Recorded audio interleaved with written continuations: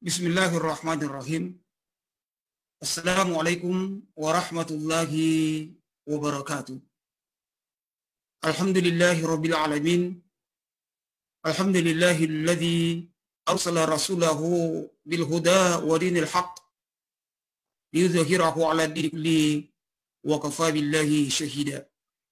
Asyhadu an la ilaha illallah wahdahu la syarika lah wa asyhadu anna Muhammadan abduhu wa rasuluh. Allahumma salli wa sallim wa barik ala sayyidina Muhammad wa ala alihi wa ashabihi ajma'in wa man tabi'ahum bi ihsanin ila yaumiddin. Faqala ta'ala fi kitabihil karim, a'udzu billahi minasy syaithanir rajim. Bismillahirrahmanirrahim. Wa man a'rada an dzikri fa inna lahu ma'isyatan danka wa nahsuruhu yaumal qiyamati a'ma. Sadaqallahul azim wa sadaqa rasulun nabiyul karim wa nahnu ala dzalika minasy syahidin wa syakirin. Walhamdulillahi rabbil alamin. Allahumma arhamna bil Quran. Pemirsa channel Dakwah Sulsel yang insya Allah akan sama dimuliakan dan dirahmati oleh Allah Subhanahu wa taala. Insya Allah beberapa menit ke depan kita akan membahas satu topik dalam kajian Islam ideologis. Pada kesempatan sore hari ini kita akan mencoba untuk membahas tentang sikap ini pun dalam kehidupan sepanjang sejarah Islam kita bisa lihat terpola orang-orang yang kemudian memiliki sikap yang demikian. Ada sikap orang-orang yang kemudian menerima, mengamalkan, itulah yang kemudian kita lihat pada sosok Abu Bakar Siddiq, pada sosok Umar bin Khattab, pada sosok Utsman bin Affan dan sahabat-sahabat yang lain. Sementara sikap menyalahi dan meninggalkan syariat Islam, bahkan memusuhi syariat Allah Subhanahu wa taala, itulah yang termanifestasi di dalam diri Abu Lahab dan kawan-kawannya. Saudara yang dimuliakan oleh Allah, pilihan itu juga ada pada kita saat ini. Apakah kita menjadi orang-orang yang menerima, menaati syariat Allah Subhanahu wa taala dan berada di barisan Abu Bakar dan kawan-kawan, ataukah kita menjadi orang-orang yang menyalahi, meninggalkan, bahkan mencoba memusuhi syariat Islam, memusuhi syariat Allah Subhanahu wa taala, dan kita pun kemudian akan berada di barisannya Abu Lahab dan kawan-kawan, saudara. Yang pasti, saudaraku, Allah Subhanahu wa taala tidak pernah memaksa manusia atas salah satu dari pilihan itu. Allah Subhanahu wa taala hanya memberitahu manusia akan konsekuensi dari dua sikap yang dipilih itu. Kita bisa lihat yang pertama, sikap orang-orang yang dia menyalahi, meninggalkan syariat Allah, bahkan mencoba untuk memusuhi syariat Islam, maka Allah Subhanahu wa taala menggambarkan itu apa akibat yang mereka dapatkan di dalam Al-Qur'an. Dalam Quran surat Thaha ayat 124, Allah Subhanahu wa taala berfirman, "Wa man a'rada an dzikri fa inna lahu ma'isyatan danka wa nahsuruhu yaumal qiyamati a'ma."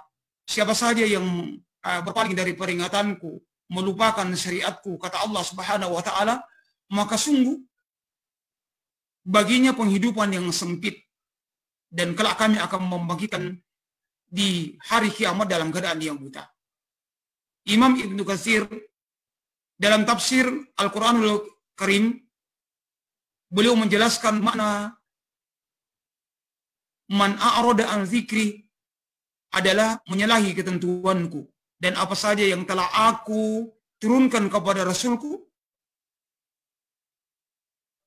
Beliau juga mengatakan bahwa yang dimaksud dengan man a'rada an dzikri adalah mereka yang berpaling dan melupakan syariatku dan mengambil syariat yang lain, mengambil aturan yang lain sebagai petunjuknya.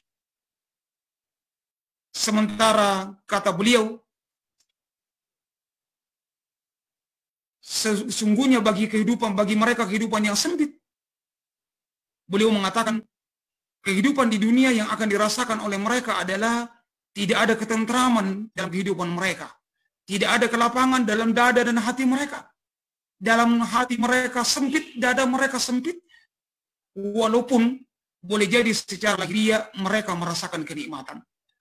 Jadi saudaraku yang dimuliakan oleh Allah, boleh jadi kita melihat orang-orang yang mencoba menolak syariat Allah Subhanahu wa taala, memusuhi syariat Allah Subhanahu wa taala, kehidupan di dunia ini kita bisa lihat secara lahiriah mereka adalah orang-orang yang sukses secara lahiriah. Jabatan mereka mantap, kekayaan mereka banyak, bahkan uang mereka nomor serinya mungkin tidak habis untuk dihitung. Tapi apakah di dalam dada mereka ada ketenangan? Bukankah Allah Subhanahu wa taala sudah mengingatkan kepada kita, ala bi dzikrillah tatma'innul qulub, hanya dengan mengingat Allah maka hati mereka akan menjadi tenang, hati manusia akan menjadi tenang. Bagaimana mungkin seorang hidupnya akan tenang ketika nyata-nyata mereka menolak dan melupakan apa yang datang dari Allah Subhanahu wa taala pencipta mereka. Inilah sikap orang-orang yang pertama, saudaraku yang dimuliakan oleh Allah Subhanahu wa taala, barisan yang ada di belakangnya Abu Lahab. Kita memohon kepada Allah mudah-mudahan kita tidak termasuk di dalamnya. Yang kedua, sikap orang-orang yang mengamalkan, mentaati syariat Islam, bahkan mengamalkan dan memperjuangkannya dalam kehidupan mereka. Dan ini sesungguhnya saudaraku yang dimuliakan oleh Allah Subhanahu wa taala merupakan jawaban yang paling mantap, jawaban yang kemudian keluar dari mulut orang beriman yang mengaku dirinya beriman kepada Allah Subhanahu wa taala ketika mereka diminta untuk mengamalkan syariat Islam itu dalam kehidupan mereka, maka jawaban mereka sesungguhnya adalah jawaban yang menunjukkan atau memperlihatkan rasa tunduk dan menerima syariat Islam itu dalam kehidupan mereka. Innama kana qaulal mu'minina idza du'u ila Allahi wa rasulihi liyahkuma bainahum ay yaqulu sami'na wa ata'na. Sesungguhnya jawaban orang-orang yang beriman kepada Allah, jika mereka diminta untuk bertakim kepada Allah dan Rasul-Nya, maka mereka akan mengatakan sami'na wa ata'na. Kami dengarkan dan kami taati. Orang yang mengaku dirinya beriman kepada Allah, dia tidak akan pernah mungkin untuk kemudian mengabaikan syariat Islam seluruhnya, gitu, atau sebagian. Tapi orang yang mengaku dirinya beriman kepada Allah Subhanahu wa taala adalah orang-orang yang kemudian akan tunduk secara total kepada syariat Allah Subhanahu wa taala. Bahkan di dalam Quran surat An-Nisa ayat 65, Allah Subhanahu wa taala menjadikan tolak ukur keimanan kita itu adalah ketika manusia itu tunduk kepada syariat Allah Subhanahu wa taala. Wala rabbuka la yu'minuna hatta yuhaqqimuka fima syajara bainahum. Allah Subhanahu wa taala di dalam ayat ini bahkan bersumpah dengan dirinya sendiri. Demi Tuhanmu, mereka pada hakikatnya tidak beriman hingga mereka menjadikan kamu Muhammad sebagai hakim atas perkara yang mereka perselisihkan. Saudara yang dimuliakan oleh Allah, Imam Ibnu Abi Izzah Al-Hanafi di dalam kitab Syarah Aqidah Thahawiyah, beliau menjelaskan makna ayat ini adalah bahwa sungguh jika seorang meyakini bahwa hukum yang Allah turunkan tidak wajib, bahwa boleh dipilih semua syariat itu, diamalkan sebagian, yang lain ditinggalkan, atau ia merendahkannya, padahal ia meyakini bahwa itu adalah hukum yang datang dari Allah Subhanahu wa taala, maka kata beliau, ini adalah sikap kekufuran yang besar.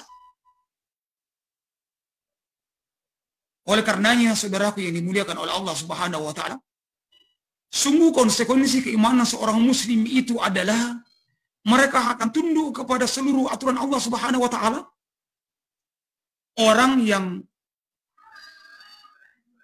dikatakan memiliki akidah yang kokoh, akidah yang mantap, adalah orang yang bisa menerima Allah Subhanahu wa taala sebagai pencipta mereka dan juga bisa menerima Allah Subhanahu wa taala sebagai pengatur kehidupan mereka. Karena ada orang itu, saudaraku yang dimuliakan oleh Allah, mengaku beriman kepada Allah tapi menolak sebagian syariat Islam. Orang-orang yang takut kepada syariat Islam selama ini, yang menganggap syariat Islam itu tidak manusiawi, menganggap syariat Islam itu misalnya potong tangan di dalam Al-Quran bagi pencuri, itu tidak manusiawi dan tidak sesuai dengan perkembangan zaman lagi, yang ragu terhadap syariat Islam, yakin saja saudaraku, mereka adalah orang yang mengaku beriman kepada Allah. Bahkan saya bisa menjamin, kalau orang ini kita katakan kafir, mereka pasti akan marah. Kenapa? Mereka sholat, mereka puasa, mereka bahkan bolak-balik ke tanah suci. Tapi hukum-hukum yang lain dari syariat Islam ini mereka ragukan, bahkan mereka tolak, bahkan mereka mencoba untuk mengkriminalisasi ajaran Islam ini yang datangnya dari Allah Subhanahu wa taala. Makanya dalam Al-Qur'an itu kita diberi oleh Allah Subhanahu wa taala, saudaraku, orang-orang kafir Quraisy juga dulu itu, mereka juga tahu bahwa yang menciptakan dunia ini adalah Allah Subhanahu wa taala. Makanya dalam Quran surah Az-Zumar ayat 38 itu Allah Subhanahu wa taala mengingatkan kita, "Wala in sa'altuhum man khalaqas samawati wal ard la yaquluna Allah." Sungguh jika kamu bertanya kepada mereka, siapakah yang menciptakan langit dan bumi? Misalnya mereka juga akan mengatakan Allah Subhanahu wa taala. Jadi dalam kehidupan kita sekarang ini banyak juga orang seperti itu, saudara. Banyak orang yang tahu bahwa Allah yang menciptakan dunia ini, Allah yang menciptakan dirinya, Allah yang menciptakan negeri ini, Indonesia ini diciptakan oleh Allah Subhanahu wa taala, tapi mereka menolak untuk mengamalkan dan menjadikan aturan Allah Subhanahu wa taala itu untuk mengatur kehidupan mereka, mengatur kehidupan manusia. Maka ini yang kemudian dicelah oleh Allah Subhanahu wa taala. Tidak dinyatakan orang beriman itu sebelum mereka menjadikan Muhammad sebagai hakim, sebagai pemutus kehidupan, sebagai perkara dalam kehidupan mereka.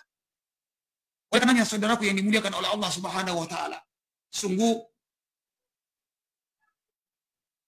tidak dinyatakan keimanan kita itu keimanan yang kokoh kepada Allah Subhanahu wa taala kalau kita diperintah oleh Allah untuk sholat, kita sholat, bahkan kita mencoba untuk luar biasa. Ini luar biasa. Dan saya kira suatu hal yang sangat luar biasa dan patut untuk kemudian dipertahankan. Sholat itu bahkan sampai ada yang namanya sholat training, sholat khusyuk. Ini luar biasanya itu. Haji, kita diperintah oleh Allah, kita haji. Kita diperintah oleh Allah di bulan suci Ramadan ini berpuasa, kita berpuasa.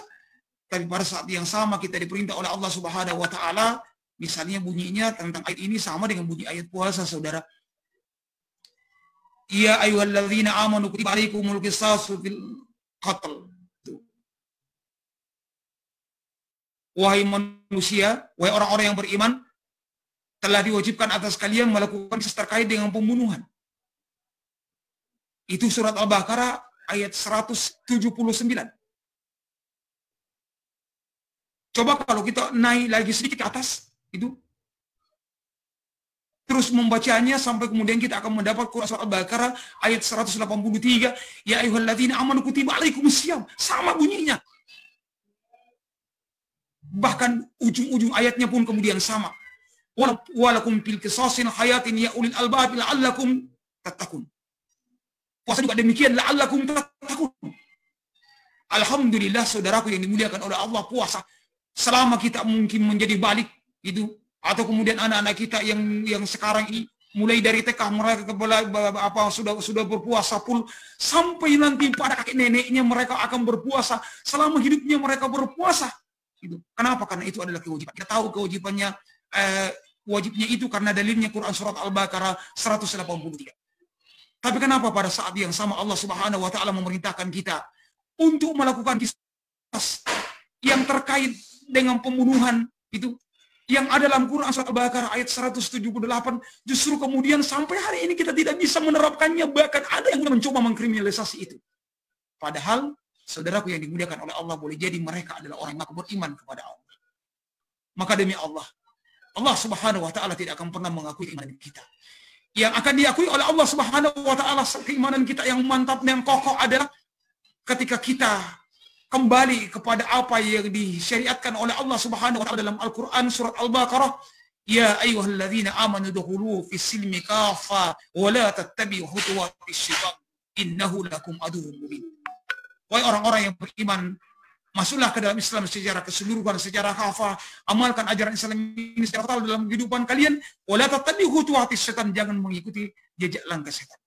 Setan itu berupaya untuk kemudian mencoba menumbuhkan, saudaraku, mencoba untuk menumbuhkan keraguan dalam diri seorang muslim. Berawal dari keraguan inilah lalu kemudian mereka mencoba untuk menolaknya. Dan ketika mereka menolak dalam kehidupannya, maka demi Allah, Allah Subhanahu wa taala tidak akan pernah mengakui keimanan kita, bahkan kita diancam oleh Allah Subhanahu wa taala. Orang yang sombong kepada syariat Allah Subhanahu wa taala, saudara yang dimuliakan oleh Allah, maka mereka pun kemudian akan diancam oleh Allah Subhanahu wa taala.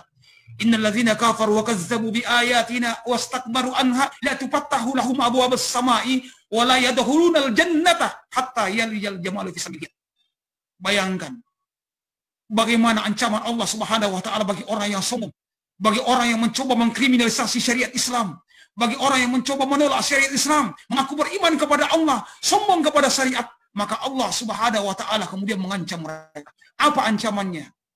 La tufattahu lahum abwaabus sama. Allah tidak akan pernah membuka berkah dari langit. Dibayangkan. Imam Ibnu Katsir mengatakan di antara berkah itu adalah dia memohon kepada Allah, tapi Allah tidak akan pernah meminta membuka pintu langitnya untuk menerima doanya, mengijabah doanya. Para mufassir yang lain mengatakan yang dimaksud dengan la tufattahu lahum abwaabus sama, tidak dibukakan pintu-pintu lagi dalam kehidupan mereka, mereka tidak akan pernah mendapatkan kenikmatan. Saudaraku yang dimuliakan Allah, oleh karena itu sungguh penerapan dan pengamalan syariah adalah merupakan konsekuensi dari keimanan kita. Seorang yang mengaku dirinya muslim, seorang yang mengaku dirinya beriman kepada Allah Subhanahu wa taala, maka mereka tidak akan pernah untuk mengabaikan sebagian dari syariat ini lalu kemudian meninggalkan yang lainnya. Kita sudah diingatkan oleh Allah dalam Al-Qur'an, "Atu'minuna bi ba'dil kitabi wa takfuruna bi ba'di, wa ma jazaa'u man ya'mal dzalika minkum illa khizyun hayatid dunya wa yawmal qiyamati yuradduna ila asyaddil adzab." Apakah kalian akan beriman kepada sebagian dari Al-Qur'an, mengamalkan sebagian dari isi dari syariat Islam ini lalu kemudian yang lainnya kalian akan tolak, kalian akan campakkan? Maka kata Allah Subhanahu wa taala, tidak ada balasan bagi orang yang berlaku demikian illa khizyun hayatid dunya, kecuali kehidupan yang sengsara di dunia. Karena saudaraku yang dimuliakan oleh Allah Subhanahu wa taala, seorang yang mengaku dirinya berakidah yang kokoh, berakidah yang mantap, dia tidak akan pernah mencampakkan syariat Allah. Misalnya dia tidak akan pernah menerima sholat tapi kemudian menolak qisas. Dia tidak akan pernah menerima mentah-mentah apa yang datangnya dari justru yang datang dari Islam. Itu misalnya sistem pemerintahan demokrasi, dia akan terima tanpa syarat, tapi ketika datang kepadanya sistem pemerintahan Islam, yakni khilafah Islamiyah yang telah dicontohkan oleh baginda Nabi sallallahu alaihi wasallam, dilanjutkan oleh para khulafaur rasyidin yang menjadi teladan kita, itu mereka justru kemudian menolaknya. Mereka kemudian menganggap itu adalah berbahaya. Maka sungguh yang demikian ini bukanlah sikap orang yang beriman kepada Allah Subhanahu wa taala, apalagi orang yang mengaku dirinya telah mengkaji akidah ini, baik akidah rububiyah, akidah uluhiyah dan yang lain. Tidak mungkin kita akan menemukan dalam diri seorang yang mengaku dirinya beriman, memiliki keimanan yang kokoh, yang kemudian justru mencampakkan syariat ini dalam kehidupan mereka. Mudah-mudahan Allah Subhanahu wa taala di penghujung Ramadan ini, pemirsa channel dakwah Sulsel yang dimuliakan oleh Allah Subhanahu wa taala, memberikan kita taufik dan hidayahnya untuk bisa betul-betul mentadabburi Al-Quran ini, lalu kemudian kita mencoba untuk mengamalkan dalam kehidupan kita. Semua syariat Allah Subhanahu wa taala kita amalkan dengan baik dalam kehidupan kita, maka insya Allah inilah yang kemudian akan mengantarkan kita kepada kemaslahatan. Sebagaimana kaidah usul yang dibangun oleh para ulama, haitsuma takun syar'i takun maslahah. Di mana syariat Islam itu diterapkan, maka di sana pasti akan kita menemukan kemaslahatan.